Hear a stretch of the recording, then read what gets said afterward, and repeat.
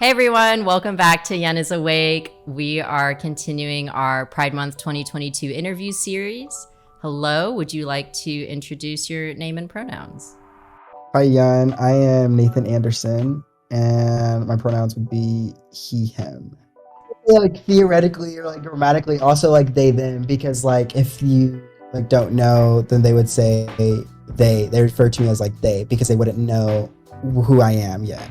That's true. The polite, inclusive default grammatical pronoun is they now. Yeah, in a way.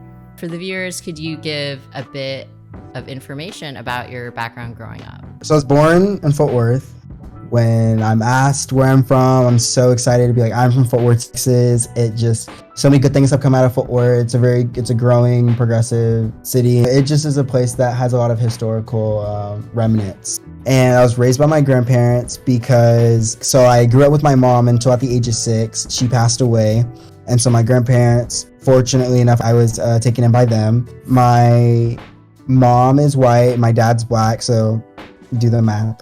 That makes me mixed. This is important because I was raised by my grandparents on my mom's side who are white. So you have these brown children who are living with white people. Oh, also to add to the mix, I was in a Hispanic community. So a lot of my friends were either from Mexico or other countries like Guatemala or some from South America or Central America. And then the household was like a Caucasian, like 1940s style, living style going on. And also military because my grandpa was from the military. I never saw it as negative because my grandpa's not in the military anymore. So he's not like moving around like my mom and my uncles had to do because they had to move around a lot. My mom died, I lived with my grandparents and we moved nothing until college came, But my relationship was very bad because one, I was already claiming my mom as my mom. No one could replace that at all. And then my dad was not in my life, but I just didn't know what the concept of a dad was. With my grandpa, it was kind of hard because I just saw him as like a papa. I didn't really see him as like someone who had authority over me. Growing up too is just socially hard. I was just really weird. Like I knew I was weird in terms of like didn't catch on to social cues, would say random things, would make animal sounds in class. But I'm like so proud of being like fun and weird back then. The friends I have now are like, you're so weird. Like, why am I your friend? But we're like really best friends. You know what I mean? But with being like really weird in those times, I hated school with friends because I literally had no friends in elementary. But I loved school. I just was a kid who really loved school. Like I loved math, I loved science. Academically was like my peace, my outlet that I could escape. And then 8th grade, socially things switched. New stuff started happening on like the internet. Me being weird, it would be like kind of a magnet and people would gravitate towards me and I would just like be weird at myself, start actually having really good friendships. There was a high school that was my home school and I was going to go to that high school. I knew that it was like a lot of people. It wasn't like a really good high school and I didn't want to go there. I just didn't think I would like it, So I went to this other school where it was like purely academics and I thrived. I loved it. But my relationship with my grandparents was always just really twisted. It was messed up. There was a lot of arguing. It was not a peaceful household. I remember one of my friends, Krista, her mom and her dad lived with each other. Her sisters lived with each other. It was just a good family unit that I kind of wanted. And like with my grandparents, they would always fight. We would always fight. Everybody hated each other. Except when we went out into public, we were like this perfect family. And so I would always go to Krista's house and it was just like so nice. And I just remember like being so safe at her house. That person I held on to and she held on to me because she knew what I was going through. Because I was scared to share that information at home. Because there would be times where it would get abusive. I thought that was almost okay. Like if my future self looked at my past self, I would call someone or like intervene. I do remember an apology, but it's just, I don't feel like the situation was really taken care of the way it should have been maybe. But that's the way it is. And, I moved on and I've forgiven. So I've accepted that, I'm at peace with that. In high school, I also started getting more involved in the church. I grew up in a like conservative, typical like Christian household, but I would say it was a little bit more spiritual focused. My grandparents never really forced religion on me when I got to be around 14. They were forced it on me when I was a little younger, but when I got to be older, I would wake up on a Sunday and they knew my ass was not going in that truck. In my high school, I got my license. That's what changed everything. So I had my license, I had my car. So I started getting involved with the church. Looking back on it, it was for the people and not for the actual like religion and like what I thought church was then now. Like I truly believed like something was happening. I felt in spiritual connection with God. But I don't know if it was just some type of body feedback loop, goosebump type. I'm listening to this music and it's enhancing my senses. I don't know. Like it's very hard to, because I feel like I've learned different things now that I'm not in that environment anymore. So I want to talk more about my grandparents. They just didn't know how to love because they were raised in such a like very hard like lifestyle. And like I said, I'm not justifying their behaviors, but I understand where they came from. I guess I can stop there. That was a very thorough background. Thank you for being vulnerable. It's something that's important to talk about and important to acknowledge. Growing up, you said you were the weird kid in middle school and high school. Maybe it served you a little better in high school. You got a little more attention. Was there a point where you started questioning things relating to attraction or gender identity? I mean, 4 years old, like I always knew I had an attraction to men. An experience with living with a single mom, at least mine, was she would sleep over at different guys' houses. Different guys would phase in and out of this experience. And I remember that I would want to feel close to them, wanted to love them in a sense. And I like didn't know what that meant, but also I think there was like an attraction there, like a crush type thing. I think that was also part of the reason why growing up in school, why it was treated differently, because people would kind of notice it. When people would kind of like assume or like make jokes about it, my defensive ass would get defensive and I'd be like, no, I'm not, or like, I'm not, because like in a way, like I knew it was true. And like, I didn't want to claim that because that meant that no one likes me and I'm stupid and like, I'm weird and like rejection, like the fear of that, like I didn't know what was truly like going on. So I watched Superman 2008, Superman Returns. Like I saw him in that suit. I think I was 9 and I'm like, yeah, that's doing something. And I looked on the back of the movie. It was like superman.com, you know, like play games and stuff like this. I was like, oh my gosh, yes. I typed in supermen.com and that brought me to a gay men chat because I typed in men, not man. Yeah. And that really, I'm not even kidding, that it was a deviation from a sacred timeline. Yes. You know, it branched off. Rumors would go around in high school. Like I hated the app Kick. I was like in a couple group chats and then I would hear about rumors going around like Nathan's gay, Nathan da da da. And I'm like, I remember I got the nickname Gathan. I was so pissed. No, not Gathan. It got written on my paper on a test I got back, but it wasn't the teacher. It was one of the students passing it out. I think one of the students wrote it or something. They're being stupid.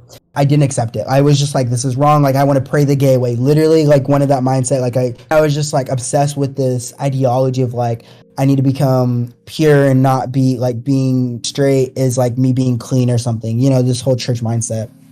In college, I kind of experienced like a college experimentation or whatever. Most of them I did not like, I will be honest, because of the person it was with or because of the guilt that I felt afterwards because of my background. And I was like, this is so wrong for me. I don't like this. I went to an engineering summer bridge program camp at A&M. There's this girl named Lissa Losa. She was weird as I was weird as we were both incoming freshmen engineers. And we're just talking about random shit. And she goes, hey, Nathan, I got a question for you. And she's like, and I'm like, what? She's like, are you gay? My heart rate exploded because 1, no one's never outright asked me that. And 2, she didn't ask me in the sense of like an offensive way. I was like, wow, she's bold. And I will always remember her as bold. She's still bold. Like you look, she's the same. I lied and I was like, no, I'm not. In that moment, I was like, I'm not. People ask me that. Like, I know my mannerisms. I was like, I have 3 older sisters. Like, I love that excuse. I use that all the time. In a way, yeah, like my 3 sisters definitely had an influence on like my mannerisms. It was my facade. And she's like, oh, okay, yeah, I was just wondering. That was the first time where within like 5 minutes after, I got over it. Because I would be offended. I hated those people who asked me that question. It was true and I didn't want to be like that. I think I never really came out. It was just more of like when the topic came up, then I talked about it. Then I was like, this is an opportunity for me to share what I feel comfortable sharing. There are some people that I had to come out with I remember calling my sister up, telling her I was like, I really like this guy. This is my senior year of college. Or junior year, I accepted it, but I didn't tell anyone. Senior year was when I kind of like, it is what it is. I've accepted it and I'm okay with that. I had been in enough situationships or relationships that I knew what I wanted, and I felt very comfortable with how I shared my body and my physicality with different people. I got a better grasp and I really sought out what I wanted. And then also college, I started surrounding myself with different people, more for their character and more for like how they express themselves. I remember finding the most freedom in that. I remember I went to a bar with one of my friends, Carter. He's a year older than me. He graduated. And so he was coming back to College Station to visit. So we were at Mo's Irish Pub. He was just like, so what's going on in like your romantic life? And I was like, well, I'm talking to this one guy. And he goes, oh, like he was surprised, but also there was no judgment, I guess. He was asking me serious questions like, what do you like about him? Does he treat you well? Does it, I'm like, okay, he cares. And then that conversation came of like, where am I at? You admitted that you just like, guys, this is definitely new. Like having those conversations with people became great. So now everybody, I can like say everybody in my inner circle knows. Yun, you're a prime example of like helping me get through. I mean, you were there when I was like crying over the phone and having like these identity breakdowns for what people were telling me and what family members were criticizing me and literally saying like, I'm disgusting and like, I'm literally nasty because of this, like my own blood. And you were literally there like over the phone walking me through that. So you were a huge influence helping me process that, being okay with not being okay with what I'm going through. And so right now it's kind of like, if I want to meet someone, I'll meet someone. I live by myself and I'm not under the influence of my grandparents. And my grandpa knows, like he's asked me. He was the person I was most scared to come out to because I thought he was going to like hang up on me and never talk to me. But he was just like, oh, okay, well, I was in my 20s once. So he kind of like threw that out, related to me, and it was just kind of cute bonding moment. He didn't judge me at all. He loves me. Our relationship right now is very good and very peaceful. By raising me, he matured. Fortunately, I was not kicked out. I don't know what would have happened in high school if I would have came out. I can't say a lot of people have their parents in their life right now because of how they came out. It hurts when people treat you differently because you are not like the norm. You're not abiding to a religious standard. But, in this time right now, I'm just like I said, I am what I am. I'm okay with it. Am I proud? Am I going to go announce it? No. Like I said, if it comes up, whatever. And I'm going to seek out what I want without any influence from other people. And no one's like not talking to me because I told them that detail.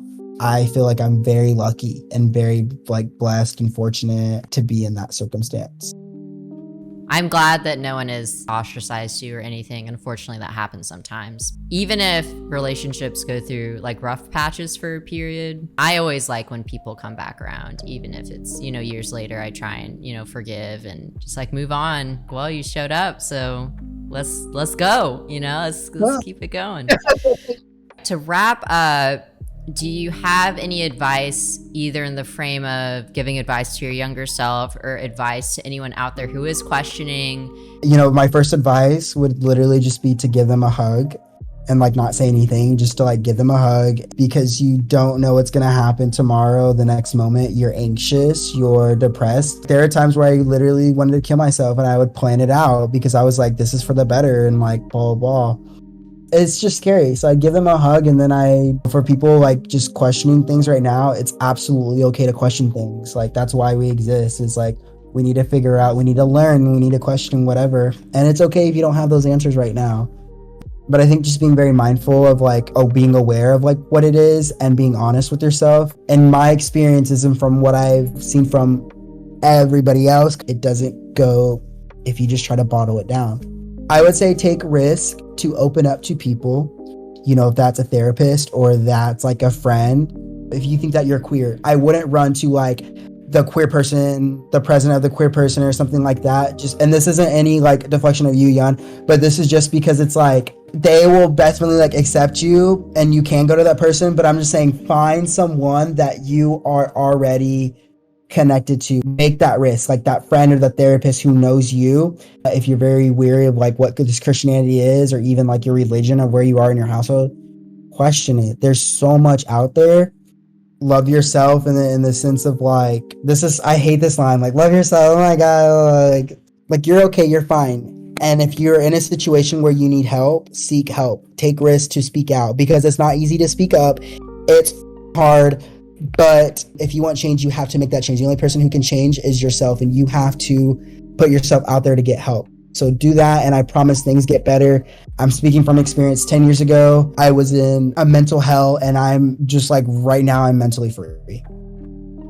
I would say on your note about being vulnerable with people and seeking out people, seeking vulnerability with people who you already know are going to support you is not inherently a bad thing. Like, you can do that, like seeking out the visibly LGBT plus leader, but by incorporating those who already have a established role in your life, that is going to be both a bigger risk, but also potentially a bigger source of support. And it may not be immediate support. It might be kind of like passive acknowledgement, but your anxieties surrounding the people you fear rejecting you the most, that will almost always be lingering in the back of your mind until the day where it is confronted.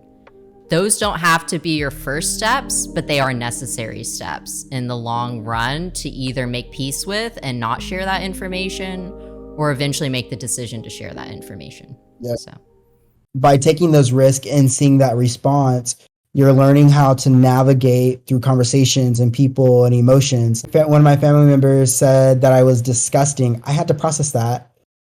And now when I hear that, I just kind of laugh, because it's like, well, you're missing out. It's like, I mean, I'm having fun. I'm, like, I don't know what, whatever. Learning how to forgive people and to let it go. People are going to hurt you physically, mentally. They're just, people will f you up at times, and there are people who you'll thrive together and you'll feel out of this world together.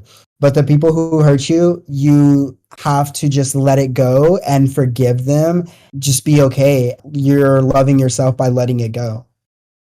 you have to be honest with yourself. If you're still harboring resentment, you need to acknowledge that you're still harboring resentment. I harbored resentment for years. I wanted to be the type of person that was like, yes, I've forgiven and I've let go, but I wasn't being honest with myself.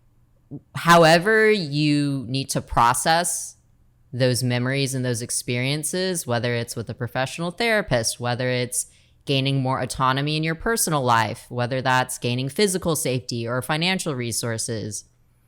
Continue working towards those goals with the understanding that the eventual final goal is to let go and to not hold on.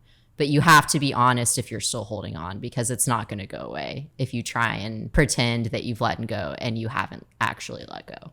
Thank you so much for a wonderful interview. A lot of very important topics were discussed, and I appreciate you being vulnerable and bringing them to light. Thank you to all the viewers who have made it all the way through this video. If you want more queer interviews or queer discussion videos, please check out my channel. And thanks for watching. See you in another video. Bye, y'all.